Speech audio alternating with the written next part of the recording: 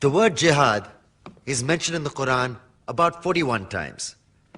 The words mercy, peace, and compassion are mentioned about 355 times. Yes, come in. Come on in, Riaz. Sit down, please. Contrary to popular belief in most Western cultures, Islam is a religion that preaches peace and tolerance. Yes, Patricia. If Islam truly is a religion that preaches peace, then how come the world's most troubled spots, the West Bank, Afghanistan, Pakistan, Iraq, they're all plagued with Islamic terrorism? Well, that depends on your definition of terrorism. Some might argue that the US invasions of countries like Iraq and Afghanistan are also acts of terrorism. Those were acts of war to get rid of despotic regimes. Or a means of getting at a country's oil. Conspiracy theories. Well, May I? Yes, please. Go ahead, Riaz. Mr. Khan is right. I mean, if we're talking about terrorists, the world's biggest terrorists are the white superpowers. Come on now. No, really, stop and think about it. Explain 9/11. Okay. Do you know how many people died in the Twin Towers strike?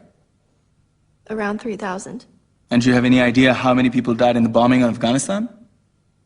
Take a wild guess. More than 15,000 people died. And that's just conservative figures. About 50,000 tons of explosives were dropped on innocent civilians.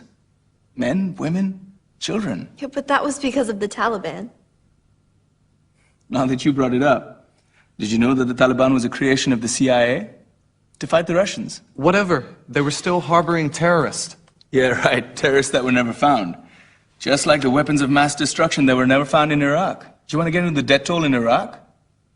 500,000 civilians and counting.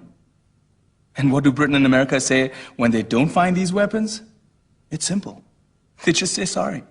And still refuse to relinquish control of these countries. What are you trying to say? What I'm trying to say is that just because you're American, wear a fancy suit, and call yourself the president, doesn't make you any less of a terrorist. I'm saying that if you don't stop meddling in other people's countries, you will face a backlash. If Muslims like you feel that way, then why don't you get out of our country? We will. As soon as you promise to leave ours.